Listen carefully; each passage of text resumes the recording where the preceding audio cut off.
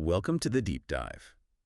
Today we're tackling something really critical: drugs that literally balance life and death. We're talking about clotting and bleeding. Yeah, it's a tightrope walk, isn't it? We're diving into coagulation modifier drugs, specifically pulling from Chapter 28 of Lilley's Pharmacology for Canadian Healthcare Practice. It's a chapter packed with high-stakes information. These aren't just any drugs. Absolutely not. The textbook is really clear on this. Many of these, like heparin, warfarin, they're flagged as high-alert drugs.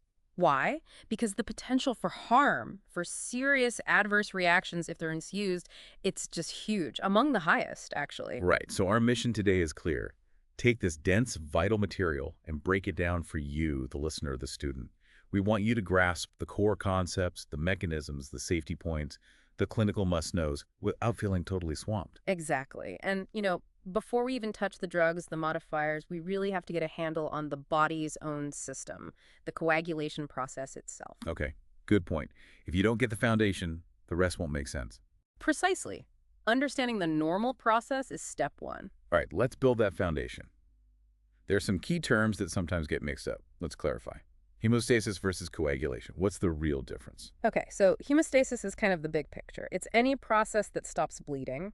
Could be you putting pressure on a cut, could be a stitch, or it could be the body's physiological response. And coagulation. Coagulation is more specific. It's the physiological process, the cascade of events involving clotting factors and proteins that actually forms a blood clot. It's a key part of hemostasis. Got it. And once that clot forms, Yeah. it doesn't always stay put, right? That's the thrombus versus embolus distinction. Yes, crucial difference. A thrombus is fixed. It's a clot that's formed and is stuck to the wall of a blood vessel. But if it breaks loose? Then it becomes an embolus, Yeah. a traveler. And that's where the danger escalates dramatically. That traveling clot can cause a DVT, a PE, a stroke. Depends where it lodges. Okay, so to understand how we stop or start these processes with drugs, we need to understand the body's natural clot-making engine, the coagulation cascade.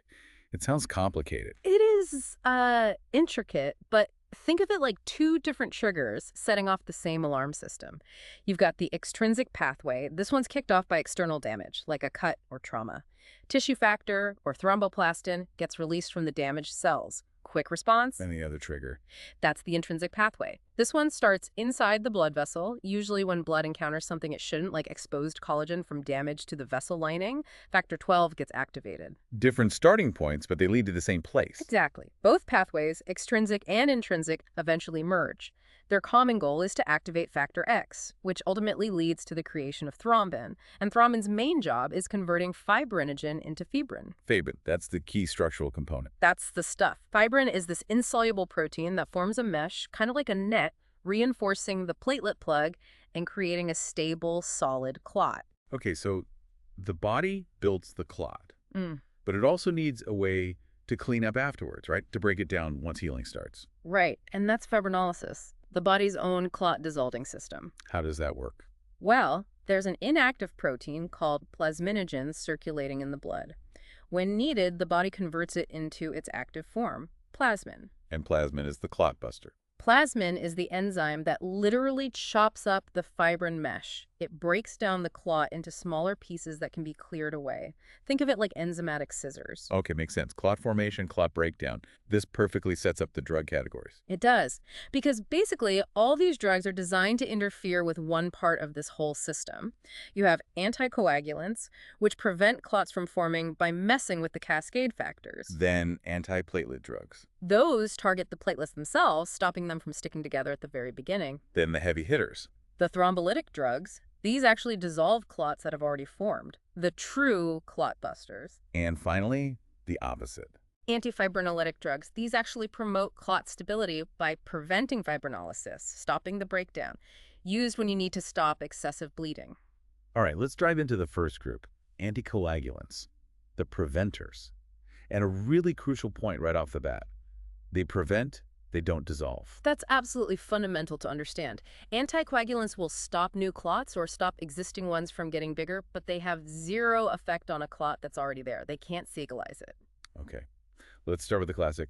Heparin, unfractionated heparin. How does it work? Heparin works by binding to a natural anticoagulant in our body called antithrombin III, or AT3.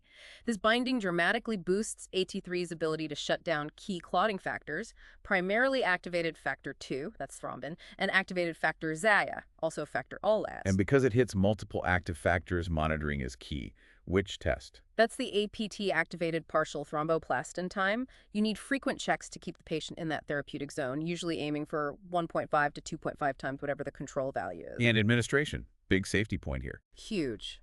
Forfeit or subcutaneous only. Never, ever give heparin intramuscularly. The risk of causing a massive painful hematoma, it's just too high. It's a serious medication error. Now contrast that with the low molecular weight heparins, LMWHs, like enoxaparin. What's different? Well, they're derived from heparin, but are smaller, more uniform molecules. The structural difference makes them much more selective. They predominantly target just factor XA, with less effect on thrombin. And the big advantage of that selectivity. Predictability. Their effect is much more predictable dose to dose, patient to patient, which means, for the most part, you don't need routine APT monitoring. This is huge for outpatient use and for bridge therapy, which we'll probably get into. Okay, let's switch gears to the main oral anticoagulant, warfarin or Coumadin. Totally different mechanism, right? Completely different. Heparin works on factors already in the blood. Warfarin works back in the liver at the factory. It inhibits the synthesis of vitamin K. And why is vitamin K important here? Because several key clotting factors, specifically factors 2, 7, IX, and X, need vitamin K to be produced in their functional form by the liver. So warfarin basically stops the liver from making new working versions of these factors. So it doesn't affect the factors already floating around? Not directly. That's why it takes time to work. Ah, okay. And the monitoring test for warfarin? That's the PT-INR, prothrombin time, reported as the international normalized ratio. We're usually aiming for an INR between 2 and 3.5, depending on the reason for anticoagulation. And you mentioned it takes time. This is the critical lag period. Yes. Because warfarin only stops the production of new factors, you have to wait for the body to naturally clear out the already existing active factors. This takes typically about 5 to 7 days for the full anticoagulant effect to be seen and the INR to become therapeutic. Which highlights why that bridge therapy with heparin or LMWH is so vital when starting warfarin. Absolutely essential. You need that immediate protection from the heparinoid while the warfarin slowly takes effect. You can't just start warfarin alone if you need rapid anticoagulation. Okay, these are high-alert drugs. What about toxicity? What are the antidotes? Crucial knowledge. For heparin overdose or toxicity, the antidote is protamine sulfate, given OFI. The dosing is specific. About 1 milligram of protamine neutralizes roughly 100 units of heparin. And for warfarin? For warfarin, it's vitamin K1, also known as phytonadione, can be given orally or parenterally depending on the urgency. But there's a catch with giving vitamin K, isn't There is. While it effectively reverses warfarin, giving high doses of vitamin K can make the patient temporarily resistant to warfarin for up to a week afterwards. This can make it really tricky to get them anticoagulated again if needed. It's a balancing act. And we have to mention a serious adverse effect of heparin, HIT, heparin-induced thrombocytopenia. Yes, HIT, especially type 2 HIT. It's this really dangerous paradoxical reaction where heparin exposure causes antibodies that activate platelets, leading to a drop in platelet count, but simultaneously causing widespread thrombosis or clotting. Wow, okay, lower platelets but more clotting. That sounds incredibly dangerous. What do you do if type 2 HIT is suspected? Immediate action. Stop all heparin products immediately. That includes flushes, coated catheters, everything. And you must start a non-heparin anticoagulant like argatroban because the thrombotic risk is extremely high. Okay, given the complexities of warfarin, the monitoring, the diet interactions, what about the newer oral anticoagulants, the NOACs or DOACs, like the dabigatran or rivaroxaban? Are they simpler? They definitely offer advantages. Dabigatran is a direct thrombin inhibitor, while rivaroxaban and others like apixaban are factor XA inhibitors. A key benefit is that for most patients, they don't require that routine coagulation monitoring like INR or aPTT. That sounds like a huge plus. Any downsides? Well, convenience sometimes comes with a trade-off. While reversal agents are becoming available for some, historically a major concern was the lack of specific, readily available antidotes for drugs like dabigatran or the older factor XA inhibitor fondaparinux. Managing a major bleed could be more challenging, relying on supportive care, transfusions, maybe dialysis for dabigatran. Right. Okay, let's shift from the cascade inhibitors to the drugs acting earlier, the antiplatelets, section 3. Exactly. If anticoagulants work on the fibrin formation part, antiplatelets work on the initial platelet plug formation. They stop platelets from sticking together. And the absolute classic here is aspirin, ASA. How does it work on platelets? Aspirin works by irreversibly inhibiting an enzyme called cyclooxygenase, or COX. In platelets, this blocks the formation of thromboxane A2, or TXA2. And TXA2 is usually proplatelet. Very much so. TXA2 causes platelets to aggregate and also causes vasoconstriction. So by blocking its formation, aspirin makes platelets less sticky. And because that inhibition is irreversible, it lasts for the entire lifespan of that platelet, which is about 7 days. One dose has a long effect. Important safety note with aspirin, though. Yes, definitely. Aspirin should not be given to children or teenagers with flu-like symptoms or viral illnesses due to the risk of Ray's syndrome, a potentially fatal condition affecting the brain and liver. Okay. What about other antiplatelets like clopidogrel? Clopidogrel belongs to a class called ADP inhibitors. It works differently than aspirin. It essentially alters the platelet membrane by blocking the ADP receptor, which prevents the activation of another key receptor called GPI-BA. So it stops the signal for aggregation. Pretty much. It stops the platelet from getting the message to activate and stick. Clopidogrel is often used together with aspirin. That's called dual antiplatelet therapy, or DAPT, especially after things like coronary stents. And there are drugs that target that GPI-BA receptor directly. Yes, the GPI-BA inhibitors like eptifibatide or tirofiban, these are potent IV-only drugs. They directly block that final common pathway receptor needed for platelets to link together. You typically see them used in high-risk situations, like during angioplasty or for unstable angina, to prevent clot formation right then and there. And the main risk across all these antiplatelet agents. Bleeding, again. That's the common theme. Contraindications generally include active bleeding, known bleeding disorders, severe thrombocytopenia, recent hemorrhagic stroke, things like that. Yeah. You have to weigh the benefit against the bleeding risk. Okay, let's move to the other end of the spectrum now. Section 4, thrombolytics, the clot busters. These are the ones that do dissolve existing clots. Yes, these are the heavy artillery. Drugs like alteplase, which is a recombinant tissue plasminogen activator, or TPA, they are used in emergencies like acute MI, ischemic stroke, or massive pulmonary embolism. And their mechanism is basically turbocharging the body's own fibrinolysis. Exactly. Alteplase mimics the body's natural TPA. It binds to fibrin within the thrombus and converts the trapped plasminogen directly into plasmin right at the site of the clot. Plasmin then gets to work dissolving the fibrin mesh. You mentioned at the site of the clot. Is that an important distinction? It is, especially with the newer thrombolytics. They are more fibrin-specific. Older agents were less specific and activated plasminogen throughout the bloodstream, leading to a higher risk of systemic bleeding. These newer ones focus their action more where the fibrin clot actually is, which theoretically reduces that systemic risk, though bleeding is still the major concern. Okay, so those are the busters. Now, what about the drugs that do the opposite, promote clotting?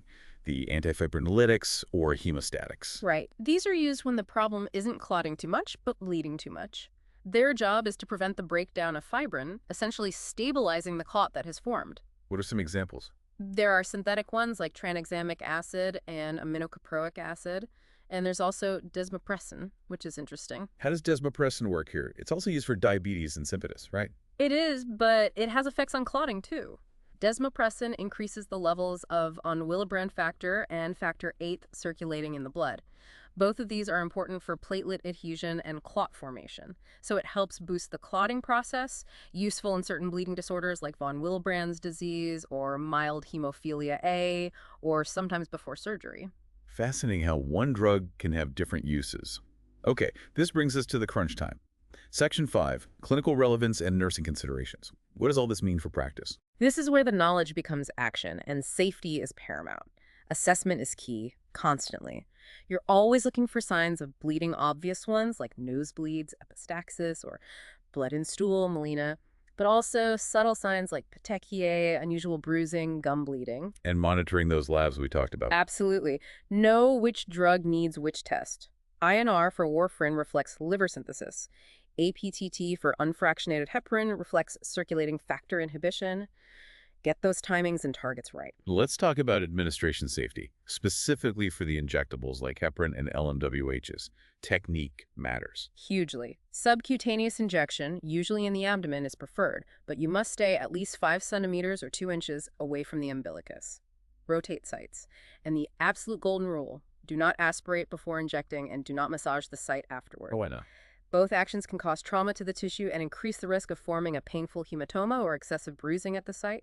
Just inject, withdraw the needle, and apply gentle pressure if needed, but no rubbing. Critical point. And let's hammer home that deadly error again. Yes. You never give unfractionated heparin and a low molecular weight heparin like enoxaparin concurrently to the same patient. The combined anticoagulant effect is dangerously high, massively increasing the risk of major hemorrhage. Check, double check, triple check medication orders. Okay, and regarding warfarin management, let's reinforce that bridge therapy concept one more time for clarity. Right, because warfarin takes those 5-7 days to reach full effect. If a patient needs immediate anticoagulation, like for a DVT or PE, you start them on both warfarin and rapid-acting agent like heparin or LMWH.